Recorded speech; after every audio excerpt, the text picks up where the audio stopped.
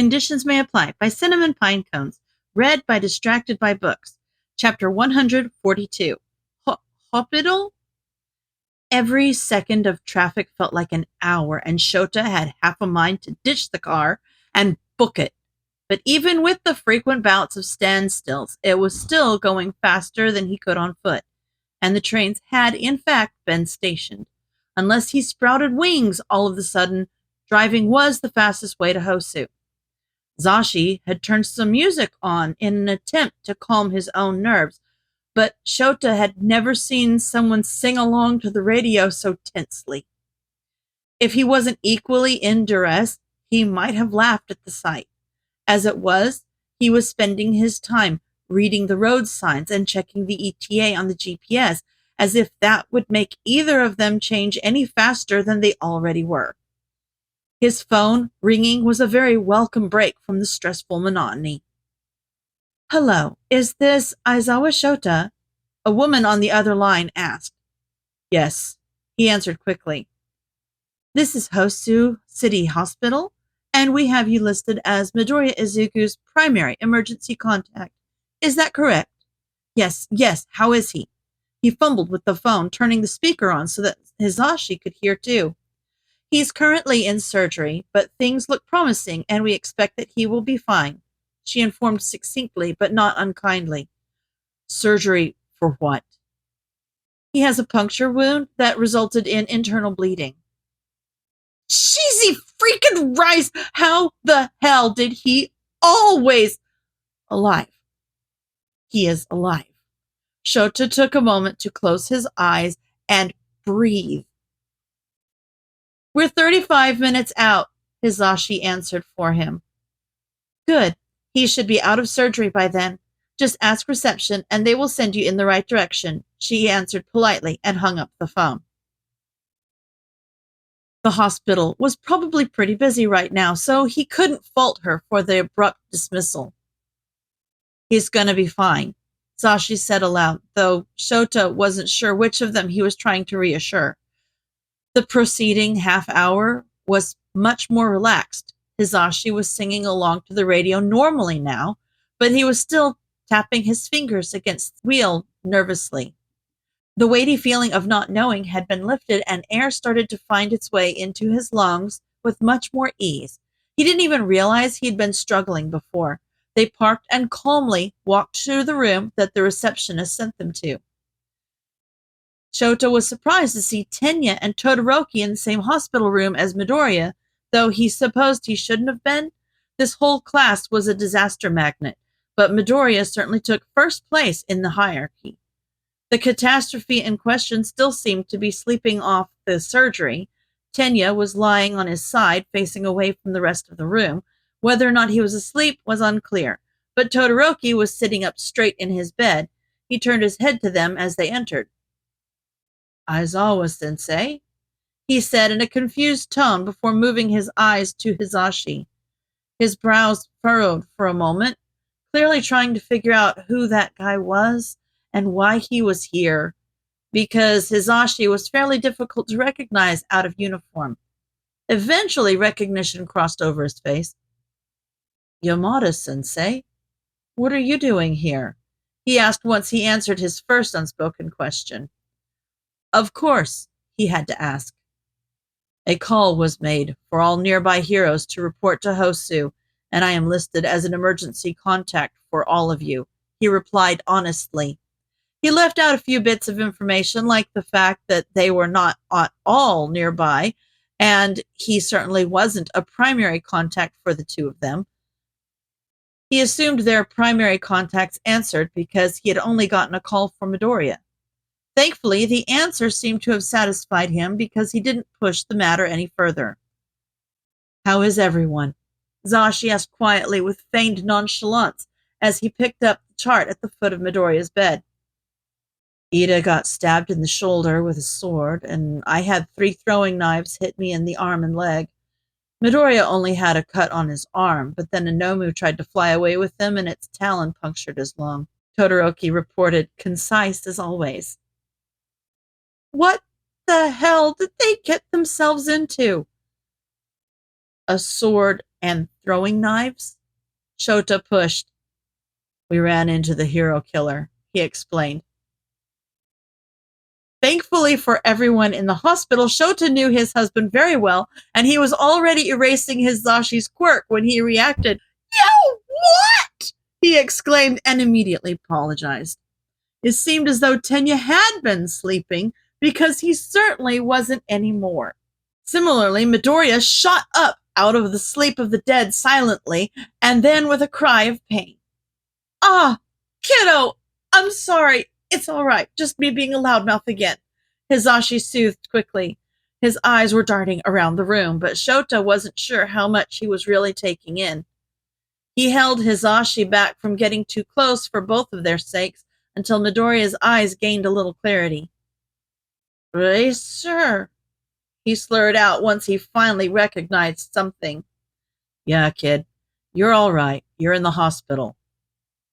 Roki and Iida, he asked frantically once his confused recognition turned to concerning memories. Shota stepped out of his line of view to show him that they were both there and in one piece. Everyone's fine, kid. The heart rate monitor, which had been beeping rapidly since he woke up, slowly started to calm down. Once the fear fell from his face, it became clear that he was still fighting off the anesthetics. He blinked owlishly and fell back against his pillow with a thump, seeming to not have expected it to be so far back. He let out a groan, and his sluggish, delayed expression settled on a wince. All that thrashing about could not be good for him fresh out of surgery. Can I check to make sure you didn't tear your stitches? He asked before getting any closer. Scaring him again was not going to help the situation. I'm pretty sure it's all right. He tried to dismiss, laying his hand over where Shota assumed the injury was. Someone needs to check it. Either me or I'm calling a nurse in. Shota clarified what his request actually meant. No, not a nurse. No nurse. No nurse. Midoriya responded with panic in his voice. That was concerning. Why was he so afraid of the nurse? He fought the urge to sigh, yet another trauma response to investigate. He tucked that tidbit of knowledge into his back pocket and ignored it for now. All right, I can't promise that, but if the stitches held, then no nurse, okay? May I check it? I can check. He tried to deny, but his hands were weak and shaking, connected to an IV and a heart rate monitor, so he gave up quickly. Shota shot a look to Hizashi that said, get out of the way, and slowly went to draw the curtain around Midoriya's bed. He knew the kid had scars that he probably didn't want anyone seeing, so he could do his best to mitigate that, but not checking the wound was not an option. He could hear the other kids murmuring to Hizashi on the other side of the curtain, but he ignored it readily. He'd been tearing his hair out in the car with Hizashi for 2 hours, waiting to make sure that this kid was okay. He needed to make sure he was okay. Thankfully, his gown was tied on the side that the injury was on, likely for ease of checking. The poor kid was stiff as a board and barely even breathing, so Shota did his best to make quick work of it. He tried not to look at the scars, but the gnarled flesh peeked out from the edge of the gown, and it was impossible not to see it. Chio had said this covered the entire right side of his torso. God, that must have hurt. He gently peeled away the gauze and bandages to check the stitches. There was blood on the white gauze, but that was to be expected fresh out of surgery. None of the stitches seemed to have torn, which Shota was very grateful for. Just as quickly and as gently as he took them off, he pressed them back into place and helped Midoriya tie his gown securely shut. He looked shell-shocked, like he had at the police station 2 weeks ago, but he shook it off much more quickly this time. Even still, he refused to look Shota in the eye. You all right? He asked after Midoriya seemed to have come back to himself. Yeah, fine. He predictably dismissed.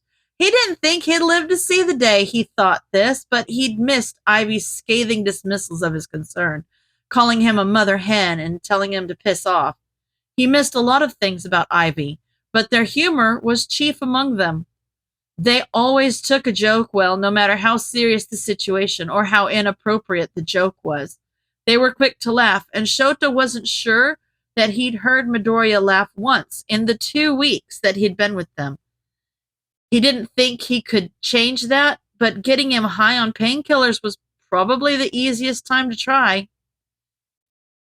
You're setting new trends I'm not too keen on. Are you planning on puncturing along every time a Nomu shows up? He asked with mock sincerity. To Shota's immense relief, a smile spread across the kid's face, and he choked out a pained laugh. Maybe it wasn't a good call to make with a freshly unpunctured lung. I said the same thing to Shota, but he didn't think it was funny, he said through suppressed giggles in an attempt to minimize how much his wound jostled. I said the same thing to Shoto, but he didn't think it was funny. I assume you said that right after it happened? He asked in an overly exasperated tone. So see how that's relevant? He replied with a smirk that said he very much did see how that was relevant. Shota couldn't help the genuine scoff of laughter that overtook him.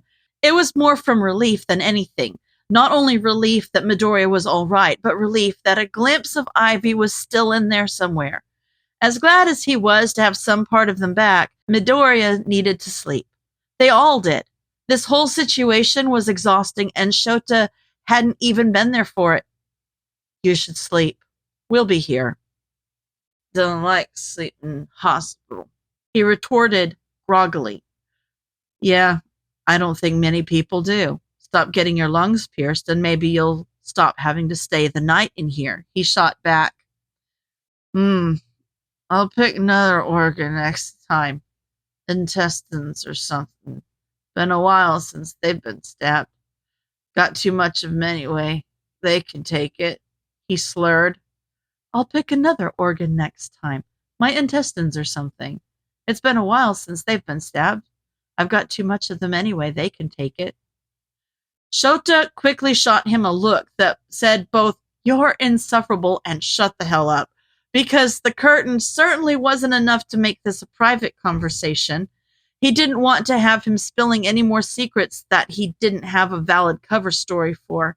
Getting stabbed in the intestines was definitely something the average person would have several questions about. Unfortunately, that reminder was enough to scare away whatever drug-addled bit of Ivy that had snuck out back into hiding. His gaze dropped to the sheets, covering him, and his shoulders sank like he was doing his best to appear even smaller than he already was. It's fine, kid. He tried in vain to soothe his nerves again. No, I'm messed up again. I messed up again. We can talk about it in the morning. Just get some sleep. Do you want the curtain open or closed? Trying to change the subject only made him chew at his lip harder. Shota could see the sluggish gears turning as he tried to decide whether he would rather hide behind the curtain or be able to see incoming threats, and the thought hurt. He just wanted the poor kid to feel safe for once in his life. Eventually, he decided that he would rather have them open, and Shota obliged. Hizashi was sitting quietly in the armchair between Tenya and Todoroki's beds. Tenya had returned to laying down facing away from the room, but Todoroki was still sitting up and staring across the room to Midoriya's bed. He must be worried. The kid's behavior had not slipped his notice. His poor social skills, distaste for fire, and designer quirk painted a pretty clear picture of his childhood. He seemed to have stuck himself to Midoriya's side ever since the sports festival, and it seemed as though whatever the hell had happened tonight only made the situation worse. Having friends was good, but codependency was not. He'd need to keep an eye on them. Get some sleep, Shota instructed him gently. He glanced over at Midoriya again before answering. Yes, Sensei. He complied, reluctantly forcing himself to lay back. He was much too stiff to be anywhere close to sleeping, but laying down was good enough. Take the spare bed. I'll take the chair. Shota turned his focus to Hisashi, who was also nervously glancing toward Midoriya. They could talk later, but Hisashi had been up for damn near 20 hours at this point. He needed to sleep. Everyone was okay. They could sort it out in the morning. That doesn't seem fair. They tried to argue. I woke up 5 hours ago, and I am far more accustomed to sleeping in uncomfortable places. Just take the bed. You woke up from a nap 5 hours ago, he pointed out. Semantics. You need sleep more than I do. Quit arguing. We're keeping everyone up. He shut down any more debate by grabbing Hisashi's arm and physically pulling him out of the chair. Pushy, they sneered, with no real bite. A blanket was thrown at him after he had already closed his eyes, and he was too tired to argue about it, so he just accepted the gesture quietly. Izuku did not like sleeping in a room full of other people. It's not like he didn't trust anyone here. Honestly, he was probably far safer sleeping here with 2 pro heroes and 2 heroes in training than he was anywhere else. But he still couldn't relax. It wasn't exactly external threats he was worried about anyway. Seeing Inomu again and smelling the air rich with blood and destruction didn't bring up pleasant memories. He didn't want to deal with whatever fallout would result after waking up screaming. He'd already done it in front of Mike once, and he was not looking for a repeat performance. Unfortunately, the drugs in his system weren't giving him much of a choice. His eyelids were drooping, and he was asleep before he could even try and fight it. Unsurprisingly, he was awoken by visions of blood and gore, but thankfully he remained silent aside from a dramatic gasp and the shuffling of sheets. It was still enough to have woken Eraser and Todoroki, who were both looking at him expectantly. Sorry, I'm fine, he mumbled groggily. By the looks of it, dawn had just begun peeking through the blinds. He wasn't going to go back to sleep. You didn't pull the stitches, did you? Eraser asked. Izuku was getting deja vu. No, they're fine, he dismissed. They're probably going to redress them soon anyway, Eraser mused, seemingly more to himself than anyone else. He stood up from the chair he'd been sleeping in and stretched, causing a cacophony of creaks and cracks that Izuku was surprised didn't at least wake Iida, if not Mike, sans hearing aids as well. I'm getting coffee, he announced once he settled and promptly walked out of the room without a sound. Izuku couldn't help the chuckle that fell from his mouth. That was incredibly on brand. Todoroki was rubbing the sleep from his eyes when he shifted his attention back. His hair looked pink in the middle due to his bedhead, but Izuku kept that observation to himself. Neither of them said anything until Eraser came back with 2 steaming styrofoam cups in hand and nudged Mike awake. He gave them a second to wake up properly, and they both grimaced at the first sip of coffee. He heard Mike mumble something along the lines of, "Why does it taste like rubber?" before Eraser turned his focus back to the rest of the room. What happened? He asked plainly. No one moved to wake Iida, and Izuku didn't comment on that. Nomu's attacked. I don't know how many. They weren't as strong as the one at USJ, though. We were fighting them in the inner city when Midoriya ran off. I tried to follow him, but I lost his trail a few times. When I caught up, he was fighting the hero killer in an alleyway, and Iida was on the ground. There was another hero there too, but I don't know his name. We defeated him, but we all needed medical attention, so we moved to the street where an ambulance could reach us, and that's when a flying Nomu took Midoriya. Vernon got there at some point, and she and I managed to get him down safely. Other heroes showed up after that, and the ambulance wasn't far behind, Todoroki reported succinctly. At which point, everyone turned to Izuku. He felt his stomach churn with guilt.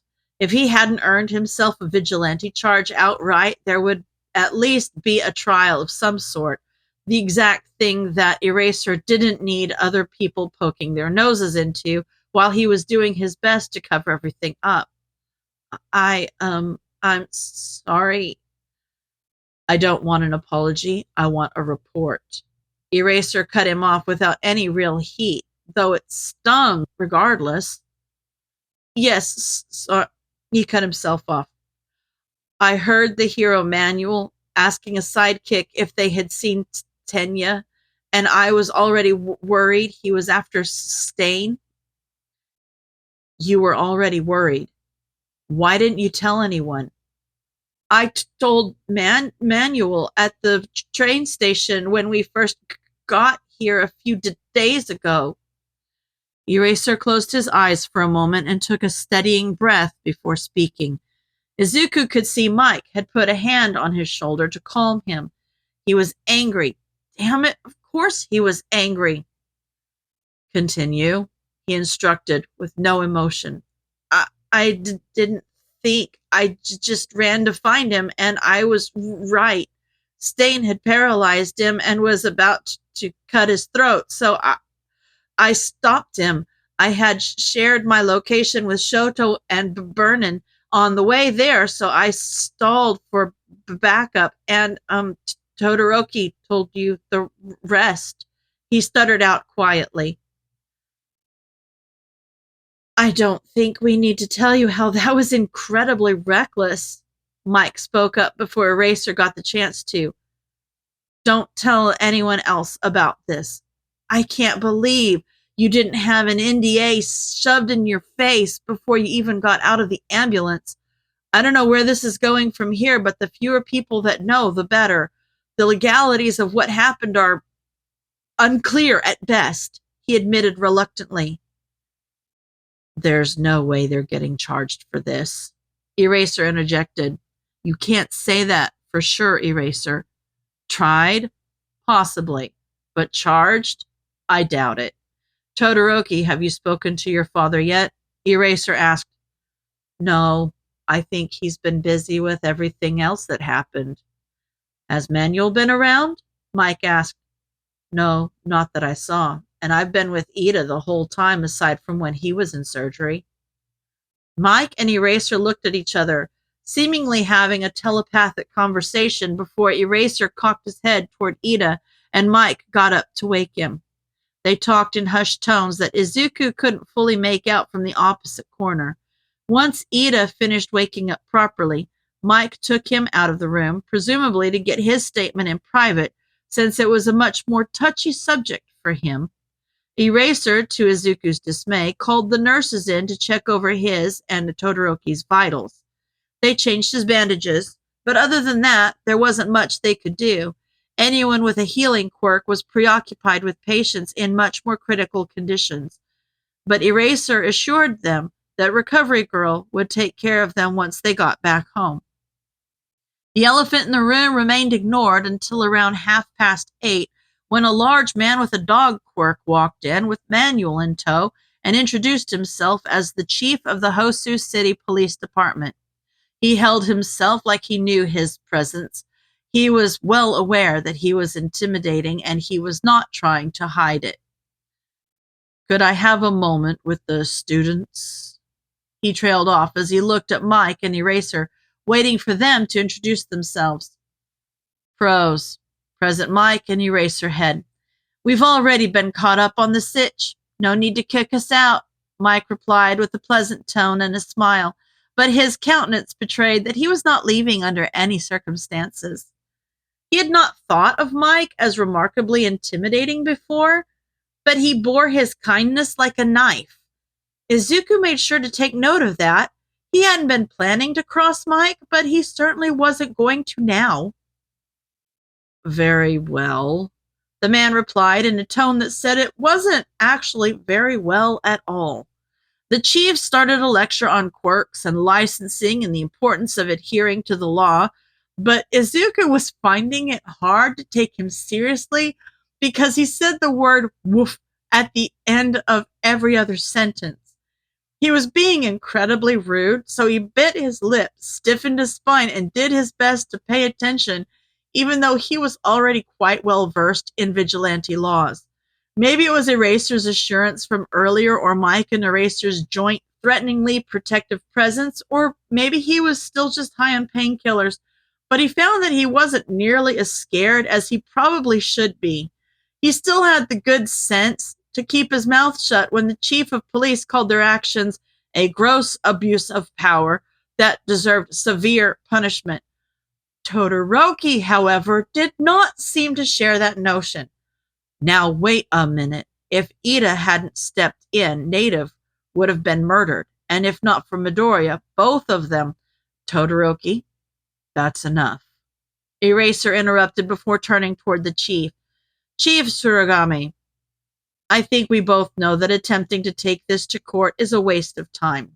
The legalities of the situation are muddled in the context of a citywide attack. They had clearance to defend, which in itself could be enough to get this case dismissed. That aside, there is not a valid jury in the country that would prosecute them for taking down the hero killer. They just made it through an incredibly traumatizing experience, and I do not appreciate you threatening them further, he stated with calm finality. The room went deathly quiet, and the chief looked at Eraser like he couldn't believe his audacity, and, to be fair, Izuku himself could hardly believe his audacity, and he knew damn well how prickly the man could be.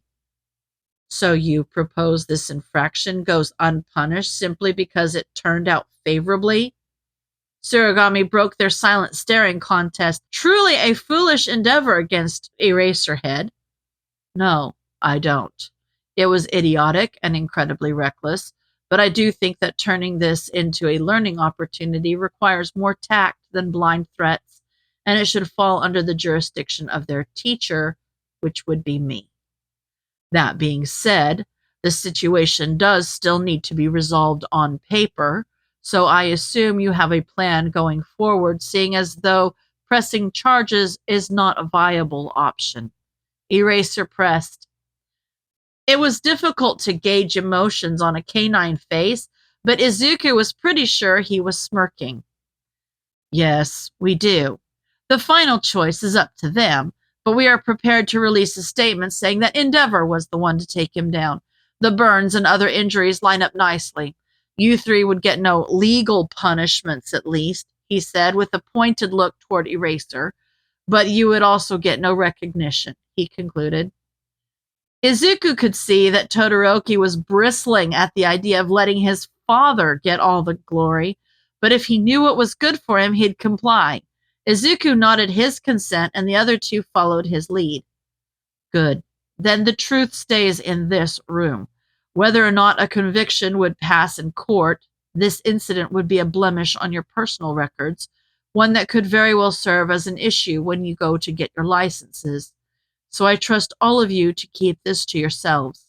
That being said, on behalf of the Hosu Police Department, I would like to thank you three, Tsuragami said with a deep bow, his tense tone softening considerably on the last sentence.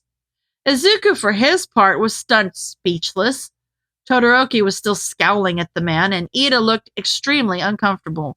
Needless to say, the proceeding silence was extremely awkward. I wish you well, boys. Tsuragami dismissed the tension and took his leave. Manuel didn't follow, and the silent pressure between the six of them was reaching a bursting point quickly. I need to apologize. Iida finally interrupted the stillness. I was reckless and stupid, and I endangered all of you. I'm so angry, but that isn't an excuse. It's my fault you were brought into this mess, and you both got hurt because of my mistakes. It doesn't fix anything, but for what it's worth, I'm sorry. His voice shook as tears spilled from his eyes, dropping straight to the ground from where he bowed as deeply as he could manage. Any lingering anger Izuku still held in his chest melted away. He understood why Iida did what he did. Hell, Izuku had done the same thing the night that Hoshino tried to shoot Eraser in the back of the head. That night and his actions weren't something he liked to think about, and he hadn't even had the decency to apologize. He probably should have, but the situations were different. His actions hadn't been premeditated, Iida's were. He pushed the comparisons out of his mind quickly. It didn't matter. What did matter is that he understood quite intimately where Iida was coming from. I can't say that it's okay, because it isn't, but we are. We're all okay. I'm not angry with you. I I understand. Izuku offered an olive branch. I'm not angry with you either. Todoroki followed suit. Iida bit his trembling lip, and tears continued to stream down his cheeks, collecting at his chin and falling to his chest when he gave a stiff nod in response. Just don't you dare do something like that again, Manuel added with a kind sternness. Eraser was watching him with an expression that Izuku didn't know how to read, but Mike was looking at him with an approving smile, so he did his best to focus on that instead. He wasn't looking forward to the drive back to Mustafa. He assumed Todoroki would be with them for the first half of it, since they needed to stop and pick up Izuku's stuff. Plus, it was on the way, regardless. Once he was gone, though, God, this was going to be a long talk, wasn't it? End of chapter.